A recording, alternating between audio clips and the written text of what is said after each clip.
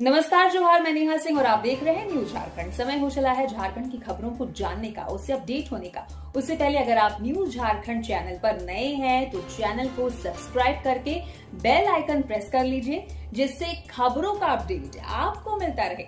तो चलिए जानते हैं आज की सुबह से लेकर शाम तक की बड़ी खबरों को। सुरक्षा बलों की बड़ी कामयाबी, सारंडा जंगल से हथियारों का जखीरा बरामद। सारंडा जंगल और टोंटो गोइलकेरा क्षेत्र में नक्सलियों के खिलाफ चल रहे अभियान में सुरक्षा बलों को बड़ी सफलता मिली है। कोबरा 209 बटालियन के नेतृत्व में चलाए गए सघन सर्च ऑपरेशन के दौरान भारी मात्रा में हथियार, गोला बारूद और विस्फोटक सामग्री बरामद की गई है। गौरतलब है कि हाल ही में टोंटो गोइलकेरा जंगल में सुरक्षा बलों और 1 लाख के इनामी मिसिर बेसरा के दस्ता के साथ मुठभेड़ हुई थी, जिसमें एक नक्सली को मार गिराया गया था। मुठभेड़ के बाद सुरक्षा बलों द्वारा इलाके में लगातार अभियान चलाया जा रहा है। इसी क्रम में जब टीम रुटुगुटू के दुर्गम जंगलों में पहुंची तो वहां नक्सलियों द्वारा छिपाकर रखे गए हथियारों का जखीरा बरामद हुआ। बरामद सामान में एक SLR राइफल, एक कार्बाइन, SLR की मैगजीन, 182 राउंड जिंदा कारतूस, बड़ी संख्या में खाली कारतूस, AK-47 का खाली खोखा, करीब 5 किलो जिलेटिन, डेटोनेटर और कॉर्टेक्स वायर शामिल है। एक 7 बजे मोबाइल अलार्म, सरकार का आपदा अलर्ट सिस्टम टेस्ट। आज सुबह 11:46 पर अचानक देश भर में लोगों के मोबाइल फोन एक साथ तेज आवाज में बजने लगे, जिससे कुछ देर के लिए अजीब सा माहौल बन गया। करीब 1 मिनट तक अलार्म बजता रहा और इसके साथ एक मैसेज भी स्क्रीन पर फ्लैश हुआ, जिसमें बताया गया कि भारत सरकार द्वारा आपदा अलर्ट सिस्टम का परीक्षण है। अलार्म अपने आप बंद हो गया, लेकिन इस दौरान कई लोग हैरान रह गए। दरअसल ये मैसेज राष्ट्रीय आपदा प्रबंधन प्राधिकरण यानी NDMA ने भेजा था, जो इमरजेंसी मोबाइल अलर्ट ट्रायल का हिस्सा है। NDMA ने इमरजेंसी में लोगों तक सूचना पहुंचाने के लिए 2 मई को सेल ब्रॉडकास्ट अलर्ट सिस्टम का परीक्षण किया था। NDMA ने मोबाइल SMS को सेल ब्रॉडकास्ट तकनीक से जोड़ा है। इससे चुने गए इलाके में एक्टिव सभी मोबाइल फोन पर एक साथ अलर्ट मिलेगा। इससे इमरजेंसी के समय रियल टाइम सूचना पहुंच सकेगी। ये अलर्ट भारत सरकार की ओर से शुरू की गई सेल ब्रॉडकास्ट तकनीक का हिस्सा था, जिसका उद्देश्य आपदा के समय लोगों तक तुरंत सूचना पहुंचाना है। इस दौरान फोन पर एक मैसेज भी आया, जिसमें साफ लिखा था कि ये सिर्फ एक टेस्ट मैसेज है और इसे लेकर घबराने की जरूरत नहीं है। शनिवार को देश के सभी राज्यों की राजधानियों और दिल्ली NCR में सभी मोबाइल फोन एक साथ टेस्टिंग मैसेज भेजा गया। ये मैसेज हिंदी और अंग्रेजी के साथ सभी क्षेत्रीय भाषाओं में भी भेजा गया। इस मैसेज में लोगों को बताया गया कि ये केवल परीक्षण है और इस पर कोई एक्शन लेने की जरूरत नहीं है। तालाब में डूबने से वृद्ध की मौत। 26 घंटे बाद लोध फॉल के प्रशिक्षित गोताखोरों ने शव निकाला। नहाने के दौरान हुआ हादसा। लातेहार जिले के महुआ डांड थाना क्षेत्र के काठो गांव में तालाब में डूबने से 60 साल के वृद्ध दुर्गा मांझी की मौत हो गई। उनका शव घटना के करीब 26 घंटे बाद गोताखोरों की मदद से बरामद किया गया। जानकारी के अनुसार दुर्गा मांझी शुक्रवार सुबह करीब 10:30 बजे गांव के कुछ लोगों के साथ तालाब में नहाने गए थे। नहाने के दौरान वो अचानक गहरे पानी में चले गए और डूबने लगे। उनके साथ मौजूद लोगों ने बचाने का प्रयास किया, लेकिन तब तक वे गहरे पानी में समा चुके थे। घटना के बाद ग्रामीणों ने तुरंत खोजबीन शुरू की, लेकिन तालाब की गहराई और कीचड़ के कारण उन्हें सफलता नहीं मिली। शनिवार दोपहर करीब 12:30 बजे लोध फॉल में प्रशिक्षित गोताखोरों की टीम ने तालाब से शव को बाहर निकाला। घटना की सूचना मिलते ही थाना प्रभारी मनोज कुमार और प्रखंड विकास पदाधिकारी संतोष बैठा मौके पर पहुंचे। पुलिस ने शव को कब्जे में लेकर आगे की कानूनी कार्रवाई शुरू कर दी है। प्रखंड विकास पदाधिकारी ने बताया कि सरकारी प्रावधानों के तहत पीड़ित परिवार को उचित मुआवजा दिया जाएगा। जैक 10वीं की स्टेट टॉपर शिवांगी का सिमडेगा DC कंचन सिंह ने उठाया पढ़ाई का पूरा खर्च। जैक की 10वीं परीक्षा में सिमडेगा की बेटी शिवांगी कुमारी स्टेट टॉपर बनी है। सिमडेगा के DC कंचन सिंह ने उन्हें अपनी निजी खर्चे पर पढ़ाई का जिम्मा उठाया है।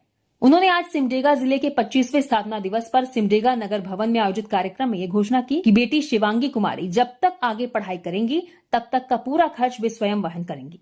बता दें कि स्टेट टॉपर बनकर जिले का नाम रोशन करने वाली शिवांगी कुमारी ने जुडिशरी क्षेत्र में अपना करियर बनाने का लक्ष्य निर्धारित किया है। शिवांगी के इस लक्ष्य को अब DC सिमडेगा कंचन सिंह के समर्थन से उड़ान मिल जाएगी। नीट UG 2026 के लिए NTA की नई एडवाइजरी जारी। ड्रेस कोड व बायोमेट्रिक नियमों पर खास निर्देश। नेशनल टेस्टिंग एजेंसी यानी एनटीए ने 3 मई 2026 को आयोजित होने वाली नीट 2026 परीक्षा को लेकर उम्मीदवारों के लिए नई एडवाइजरी जारी की है। परीक्षा के सुचारू संचालन को सुनिश्चित करने के लिए एजेंसी ने ड्रेस कोड, परीक्षा केंद्र में ले जाने वाली वस्तुओं और बायोमेट्रिक सत्यापन प्रक्रिया को लेकर विस्तृत दिशा निर्देश जारी किए हैं। उम्मीदवार परीक्षा केंद्र में पारदर्शी पानी की बोतल साथ ले जा सकते हैं। धार्मिक आस्था से जुड़ी वस्तुएं पहनने की भी अनुमति दी गई है, लेकिन ऐसे अभ्यर्थियों को जांच प्रक्रिया के लिए निर्धारित समय से पहले केंद्र पर पहुंचना होगा। ड्रेस कोड को लेकर एनटीए ने हल्के और आरामदायक कपड़े पहनने की सलाह दी है। हालांकि आवश्यकता होने पर उम्मीदवार फुल स्लीव्स या ऊनी कपड़े भी पहन सकते हैं, बशर्ते वे समय से पहले पहुंचकर जांच प्रक्रिया पूरी करें। फुटवेयर के रूप में चप्पल या कम ऊंची एड़ी वाले जूते पहनने की सलाह दी गई है। झारखंड के 10 जिलों में बारिश, 38 से 41 डिग्री सेल्सियस के बीच रह सकता है पारा। पलामू, गढ़वा और चतरा में हीट वेव का रहेगा असर। झारखंड में इन दिनों मौसम का मिजाज लगातार बदलता नजर आ रहा है। आज राज्य के अलग अलग हिस्सों में मौसम के दो रूप देखने को मिले। एक ओर जहां कई जिलों में तेज धूप और लू का असर रहा, तो वहीं दूसरी ओर कुछ जिलों में आंधी तूफान के साथ हल्की बारिश लोगों को राहत दी है। मौसम विभाग के अनुसार राज्य के उत्तरी पश्चिमी हिस्सों में गर्मी का प्रकोप ज्यादा देखने को मिलेगा। खासकर पलामू, गढ़वा और चतरा जिलों में हीट वेव का असर बना रहेगा। प्रशासन ने भी लोगों को सावधानी बरतने की सलाह दी है। गर्म हवाओं के कारण स्वास्थ्य पर असर पड़ने की आशंका जताई जा रही है। ऐसे में लोगों को पानी अधिक पीने, धूप से बचने और आवश्यक होने पर ही घर से बाहर निकलने की सलाह दी गई है। वहीं दूसरी ओर रांची, खूंटी, सिमडेगा, पूर्वी सिंहभूम और पश्चिमी सिंहभूम जैसे जिलों में मौसम करवट ले सकता है। इन क्षेत्रों में आंशिक बादल छाए रहने के साथ हल्की से मध्यम बारिश होने की संभावना है। कहीं कहीं गरज चमक के साथ बूंदाबांदी भी हो सकती है। इससे तापमान में थोड़ी गिरावट आएगी और लोगों को गर्मी से राहत मिलेगी। हालांकि उमस बनी रहेगी। तेज हवाओं के साथ बिजली गिरने का खतरा भी बना हुआ है, जिसे देखते हुए लोगों को सतर्क रहने की जरूरत है। मुख्यमंत्री हेमंत सोरेन की डिस्चार्ज पिटीशन पर बहस पूरी। लैंड स्कैम से जुड़े मनी लॉन्ड्रिंग मामले में मुख्यमंत्री हेमंत सोरेन की डिस्चार्ज पिटीशन पर पीएमएलए की विशेष कोर्ट में सुनवाई हुई। दोनों पक्षों की ओर से बहस पूरी हो गई है। कोर्ट ने दोनों पक्षों को लिखित बहस जमा करने के लिए 8 मई तक का समय दिया है। कोर्ट के आदेश के बाद आरोपियों पर आरोप गठित हो सकता है। इससे पहले हेमंत सोरेन ने खुद को निर्दोष बताते हुए 5 दिसंबर 2025 को याचिका दाखिल कर खुद को आरोप मुक्त करने की गुहार लगाई थी। ईडी ने जांच पूरी करने के बाद मुख्यमंत्री हेमंत सोरेन समेत करीब 1.5 दर्जन के खिलाफ चार्जशीट की है। बता दें कि लैंड स्कैम मामले में ईडी ने कई बार छापेमारी की और कई लोगों को समन जारी कर ईडी दफ्तर बुलाकर पूछताछ भी की। एजेंसी ने 31 जनवरी 2024 को पूछताछ के बाद मुख्यमंत्री हेमंत सोरेन को गिरफ्तार किया था। पलामू में तिलक के दौरान हर्ष फायरिंग, 2 घायल, एक के पैर में लगी गोली, दूसरे की पीठ से आर पार हुई, पूर्व मुखिया गिरफ्तार। पलामू जिले के हरिहरगंज थाना क्षेत्र के भगत तेंदुआ गांव में शुक्रवार की देर रात तिलक समारोह के दौरान हर्ष फायरिंग की घटना से अफरा तफरी मच गई। इस घटना में 2 व्यक्ति घायल हो गए। घायलों में कटैया गांव निवासी 60 वर्षीय अरविंद कुमार मिश्रा तथा नौडीहा बाजार थाना क्षेत्र के सिलदा खुर्द निवासी जगेश्वर बैठा शामिल हैं। गोली चलने के बाद समारोह में मौजूद लोग इधर उधर भागने लगे। सूचना मिलते ही पुलिस मौके पर पहुंची और दोनों घायलों को सामुदायिक स्वास्थ्य केंद्र पहुंचाया गया, जहां से प्राथमिक उपचार के बाद उन्हें बेहतर इलाज के लिए रेफर कर दिया गया। सीएचसी के चिकित्सक डॉक्टर राजेश कुशवाहा ने बताया कि अरविंद मिश्रा की जांघ में गोली आर पार हो गई है, जबकि जगेश्वर बैठा की पीठ को चीरते हुए गोली निकल गई। दोनों की स्थिति को देखते हुए उन्हें औरंगाबाद रेफर कर दिया गया। फिलहाल अरविंद मिश्रा का इलाज गयाजी शहर के एक निजी अस्पताल में चल रहा है। घटना के समय भगत तेंदुआ निवासी योगेश बैठा के पुत्र राहुल कुमार और अक्षय कुमार का तिलक समारोह चल रहा था, जिसमें बड़ी संख्या में लोग शामिल थे। कार्यक्रम के दौरान धनबट्टी रस्म के बीच यह हादसा हो गया। घटना के बाद पुलिस ने त्वरित कार्रवाई करते हुए आरोपी पूर्व मुखिया सरोज प्रसाद कुशवाहा को गिरफ्तार कर लिया है। उनके पास से लाइसेंसी राइफल और पिस्टल जब्त की गई है। आरोपी का कहना है कि फायरिंग गलती से हुई है। पाकुड़ में ब्राउन शुगर के साथ युवक गिरफ्तार। पुलिस ने 14 पुड़िया भी बरामद किया। नशे के नेटवर्क की तलाश में जुटी पुलिस। पाकुड़ नगर थाना पुलिस ने शुक्रवार देर रात नशे के अवैध कारोबार के खिलाफ बड़ी कार्रवाई करते हुए किताझोर क्षेत्र से एक युवक को गिरफ्तार किया है। पुलिस ने उसके पास से कुल 6.17 ग्राम ब्राउन शुगर बरामद की, जिसे 14 पुड़ियों में रखा गया था। इस कार्रवाई के बाद इलाके में हड़कंप मच गया। पुलिस फिलहाल गिरफ्तार आरोपी से पूछताछ कर रही है। मामले के अन्य पहलुओं की भी जांच में जुटी है। नगर थाना को पहले से ही सूचना मिली थी कि थाना क्षेत्र के किताझोर में कुछ लोग ब्राउन शुगर की खरीद बिक्री में लिप्त हैं। सूचना को गंभीरता से लेते हुए पुलिस ने तकनीकी साक्ष्य जुटाए और गुप्तचरों की मदद ली। इसके बाद दंडाधिकारी के रूप में अंचल अधिकारी अरविंद बेदिया की मौजूदगी में थाना प्रभारी अनिल कुमार गुप्ता के नेतृत्व में पुलिस टीम ने छापेमारी की योजना बनाई। तय रणनीति के तहत पुलिस बल मौके पर पहुंची और संदिग्ध स्थानों पर घेराबंदी शुरू कर दी। छापेमारी के दौरान पुलिस को देखते ही वहां मौजूद कुछ लोग भागने लगे। हालांकि पुलिस ने तत्परता दिखाते हुए पीछा किया और एक व्यक्ति को मौके से पकड़ लिया। पकड़े गए आरोपी की पहचान शीश मोहम्मद शेख उर्फ राहुल के रूप में हुई है। पिता को भूत समझ बेटे ने किया लहूलुहान। जमशेदपुर में देर रात मचा हड़कंप। खून से लथपथ मिले लोगों ने पहुंचाया अस्पताल। जमशेदपुर के सिद्धगोड़ा में शुक्रवार देर रात एक सनसनीखेज घटना सामने आई, जहां एक बेटे ने अपने ही पिता पर धारदार हथियार से हमला कर दिया। ये वारदात कृष्णा रोड स्थित आवास में हुई, जहां करीब 10 बजे अचानक घर से चीख पुकार की आवाजें आने लगी। आसपास के लोग जब मौके पर पहुंचे तो उन्होंने घर के अंदर करण सिंह को खून से लथपथ फर्श पर पड़ा देखा।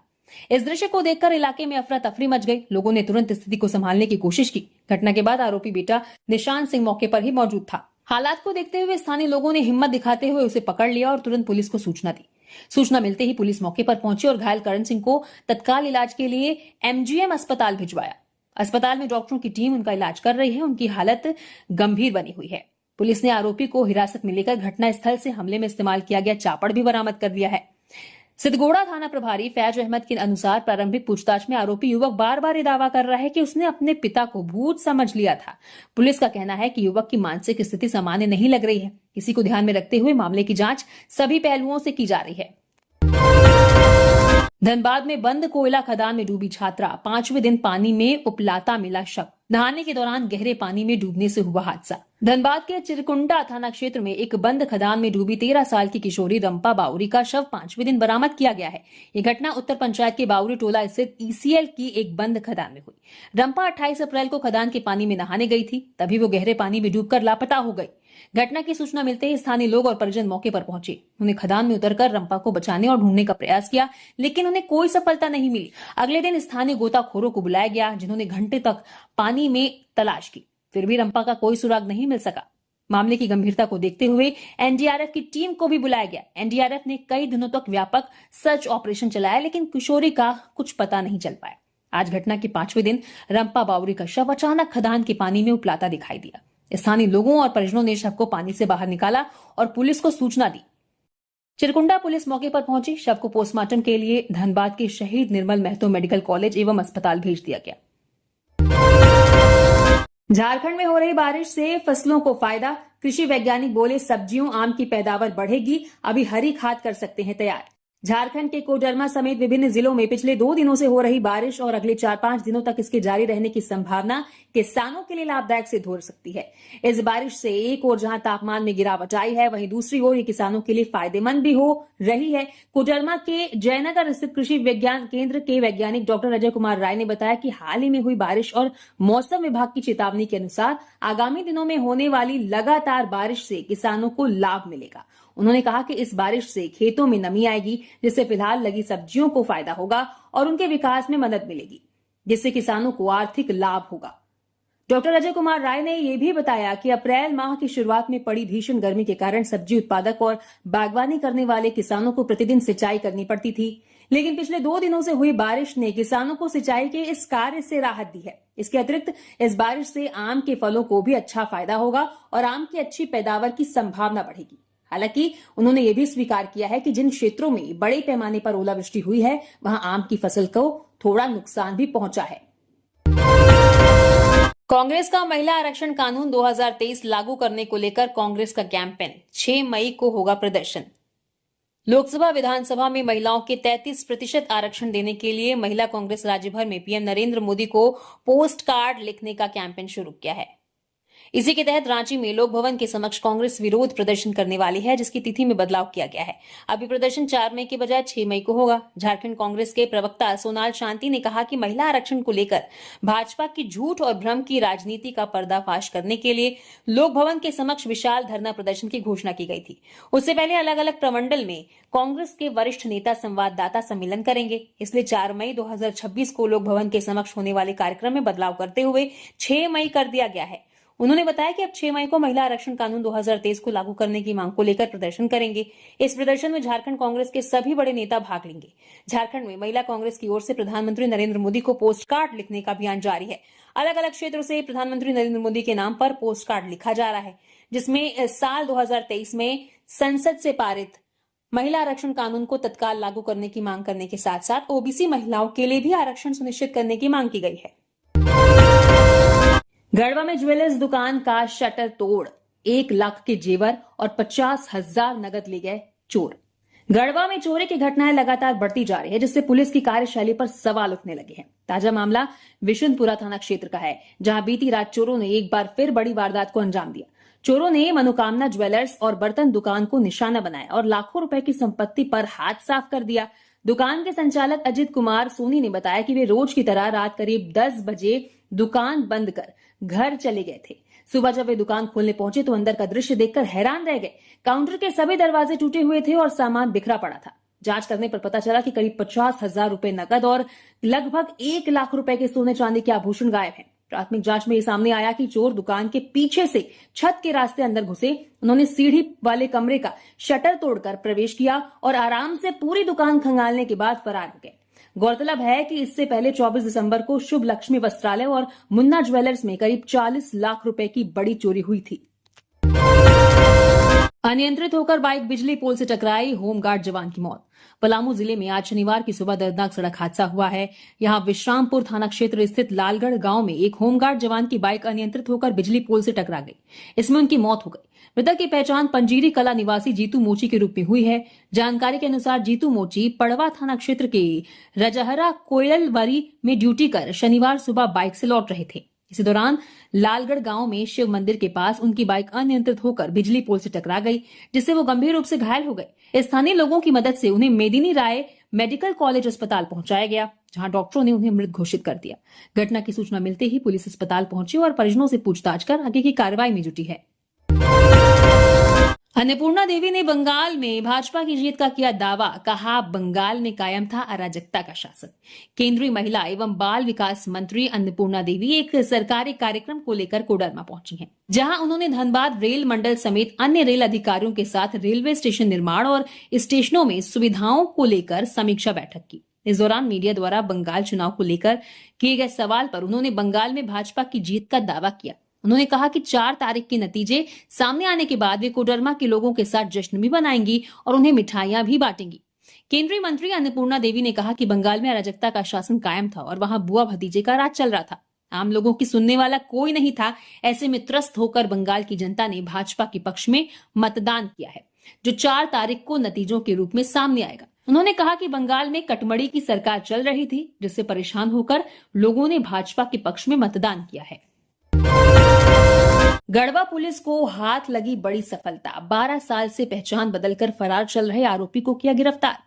अभी की बड़ी खबर गढ़वा जिले के चिनिया थाना क्षेत्र से निकल के सामने आ रही है। बता दें कि चिनिया थाना पुलिस को बड़ी सफलता हाथ लगी है। पुलिस ने 12 साल के बाद फरार चल रहे एक आरोपी को अपनी हिरासत में ले लिया है। पुलिस ने गिरफ्त से फरार चल रहे आरोपी संजय मलार उर्फ संजू मलार को अपनी हिरासत में ले लिया है। पुलिस ने कार्रवाई करते हुए आरोपी को उसके गुप्त ठिकाने से गिरफ्तार कर लिया है। आरोपी की पहचान पलामू जिले के पाटन थाना क्षेत्र के सिक्की खुर्द निवासी के रूप में हुई है। पुलिस ने उसे गिरफ्तार करने के बाद उसके ऊपर कागजी प्रक्रिया पूरी करने के बाद उसे न्यायिक हिरासत में जेल भेज दिया है। मिली जानकारी के अनुसार आरोपी संजय मलार के विरुद्ध चिनिया थाने में साल 2014 के सितंबर महीने में भारतीय दंड संहिता की धारा 498A दहेज प्रताड़ना और 494 पति या पत्नी के जीवित रहते दूसरी शादी करना के तहत मामला दर्ज किया गया था। आरोपी के खिलाफ प्राथमिकी दर्ज होने के बाद से वो अपने निवास स्थान से फरार हो गया था और पुलिस की नजरों से बचते हुए अपने गुप्त ठिकाने पर चला गया था, जहां वो पुलिस की नजरों से छिपा हुआ था। जिसके बाद पुलिस ने कार्रवाई करते हुए और उसके गुप्त ठिकानों को भेदते हुए उसे गिरफ्तार कर लिया है। जामताड़ा में हनुमान मंदिर प्राण प्रतिष्ठा महोत्सव, 500 कन्याओं संग 3500 श्रद्धालुओं ने निकाली कलश यात्रा, 5 किलोमीटर की पद यात्रा। जामताड़ा जिले के नारायणपुर प्रखंड अंतर्गत मोहनपुर गांव में श्री श्री 108 हनुमान मंदिर प्राण प्रतिष्ठा महोत्सव का शुभारंभ हो गया है। आज शनिवार को भव्य कलश यात्रा के साथ इस धार्मिक अनुष्ठान की शुरुआत हुई, जिससे पूरे क्षेत्र में उत्साह का माहौल देखा गया। इस कलश यात्रा में लगभग 500 कन्याओं ने सिर पर कलश धारण कर भाग लिया। बड़ी संख्या में महिलाओं और अन्य श्रद्धालुओं की भागीदारी से ये यात्रा भव्य बन गई। करीब 3500 श्रद्धालुओं ने इसमें सहभागिता की। यात्रा की शुरुआत मंदिर प्रांगण से हुई। श्रद्धालु बास पहाड़ी स्थित नदी तक पहुंचे, जहां से पवित्र जल भरकर लगभग 5 किलोमीटर की पदयात्रा करते हुए वापस मंदिर स्थल लौटे। डीजे और ढोल नगाड़ों की गूंज के बीच श्रद्धालुओं ने जय श्री राम और जय हनुमान के जयकारे लगाए, जिससे पूरा क्षेत्र भक्तिमय हो गया। यात्रा में विभिन्न हिंदू संगठनों के सदस्यों ने भी बढ़ चढ़कर हिस्सा लिया। इस दौरान संजय परशुराम का, अनूप राय, सोनू सिंह, बीरेंद्र मंडल, सुजाता सिंह और हीरालाल मंडल सहित कई गणमान्य लोग उपस्थित रहे। नवीन कोडिया को कोर्ट में छत्तीसगढ़ डिस्टिलरी का निदेशक साबित नहीं कर सकी एसीबी। नवीन केडिया को कोर्ट में छत्तीसगढ़ डिस्टिलरी का निदेशक साबित नहीं कर सकी एसीबी। नवीन केडिया की जमानत याचिका पर सुनवाई के दौरान एसीबी उसे छत्तीसगढ़ डिस्टिलरी का निर्देशक साबित करने में असफल रही। इसलिए न्यायाधीश अनुभा रावत चौधरी की अदालत ने 30 अप्रैल 2026 को नवीन केडिया को जमानत पर रिहा करने का आदेश दिया।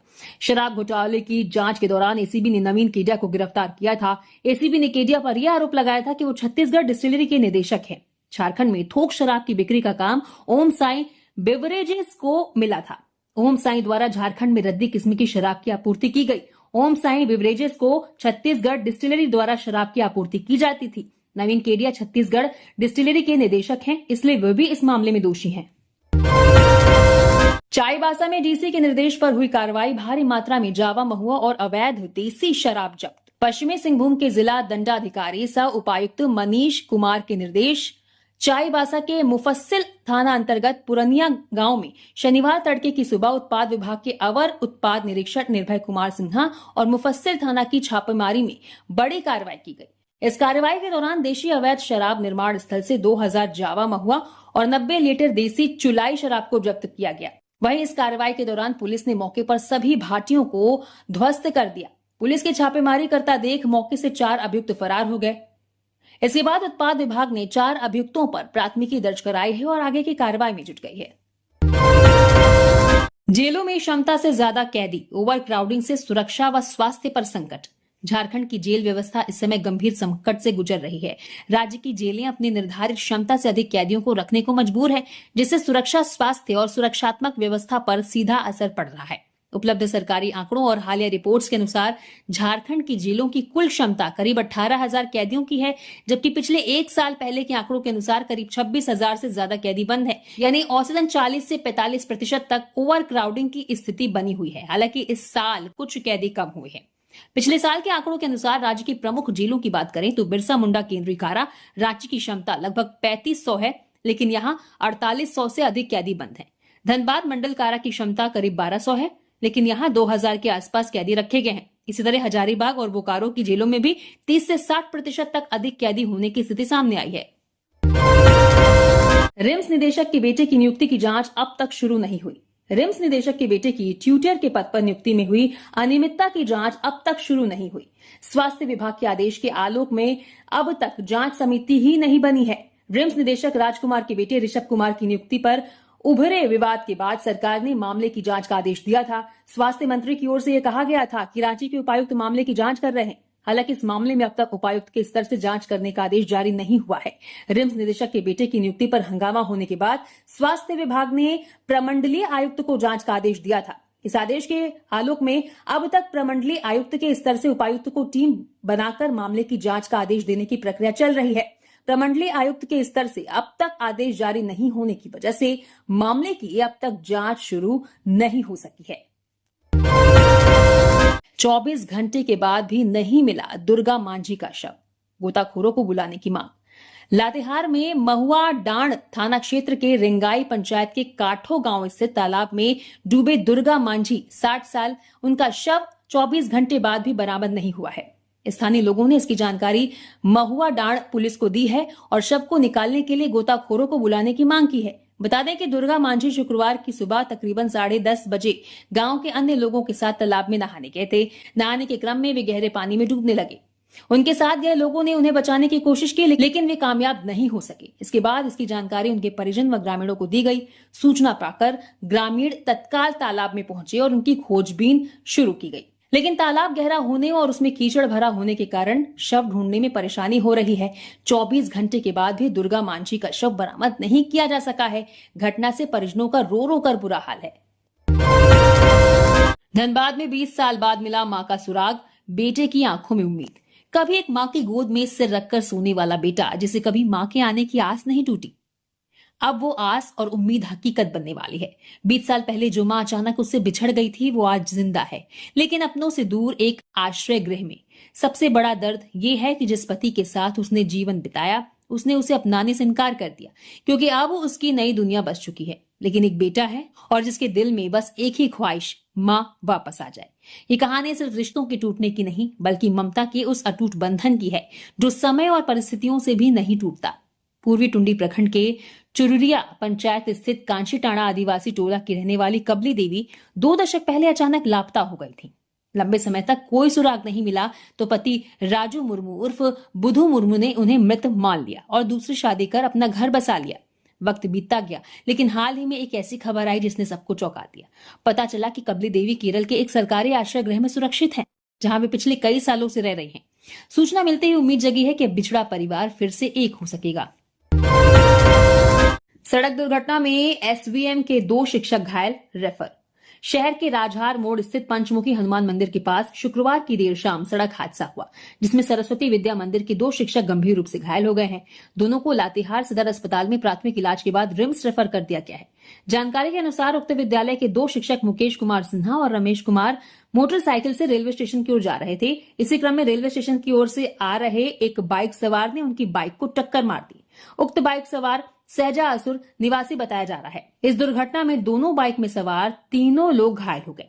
पंचमुखी मंदिर समिति के राहुल प्रसाद एवं अन्य स्थानीय लोगों की मदद से उन्हें एक टेम्पो से सदर अस्पताल भेजा गया, जहां प्राथमिक इलाज कर मुकेश व रमेश को रिम्स रेफर कर दिया गया। वहीं धर्मपुर में शिव मंदिर के पास एक अज्ञात वाहन की चपेट में आने से विजेंद्र उरांव घायल हो गया, उसका भी सदर अस्पताल में इलाज किया गया। घटना की जानकारी मिलने पर सदर थाना पुलिस मौके पर पहुंची। गिरिडीह में 27 लाख यूनिट पत्थर की हो चुकी है चोरी, 2.5 साल में भी जुर्माना नहीं वसूल सका विभाग। गिरिडीह में वैध खनन पट्टा लेकर पत्थर की बड़े पैमाने पर चोरी कर ली गई। चोरी 1-2 टन नहीं बल्कि लगभग 27 लाख यूनिट यानी लगभग 1,08,000 टन की हुई। इसे हम 18 या 25 टन क्षमता वाले हाइवा में बदलें तो 18 टन वाला 6,000 हाइवा तो 25 टन वाला 4,000 से अधिक हाइवा पत्थर की चोरी की गई। गिरिडीह जिले के अलग अलग अंचलों में संचालित पत्थर खदानों से लगातार चोरी होती रही और जब उस वक्त के जिलाधिकारी ने जांच करवाई तो चोरी पकड़ में आ गई। दरअसल मई 2023 से जनवरी 2024 तक जिलाधिकारी के निर्देश पर खनन विभाग ने जिले के MS Shiv Jyoti stone, MS Maa Tara stone, Shri Ram stone chips, Gausia stone, Munna Kumar Singh, Mahadev Sahu, Vijay Kumar Rai, MS Maa Tara stone, जय मां गौरी स्टोन समेत कई खदानों की जांच करवाई तो पत्थर की चोरी का खुलासा हुआ। खुलासा होने के बाद इन खदानों के संचालकों पर लगभग 26.13 करोड़ का जुर्माना लगाया गया। हालांकि लगभग 2 से 2.5 वर्ष में मात्र 92.12 लाख जुर्माना ही विभाग वसूल सका है। बाकी वसूली के नाम पर सिर्फ और सिर्फ नोटिस ही जारी की गई है। इसी तरह और भी खबरों से अपडेट रहने के लिए न्यूज झारखंड चैनल को सब्सक्राइब करिए। धन्यवाद।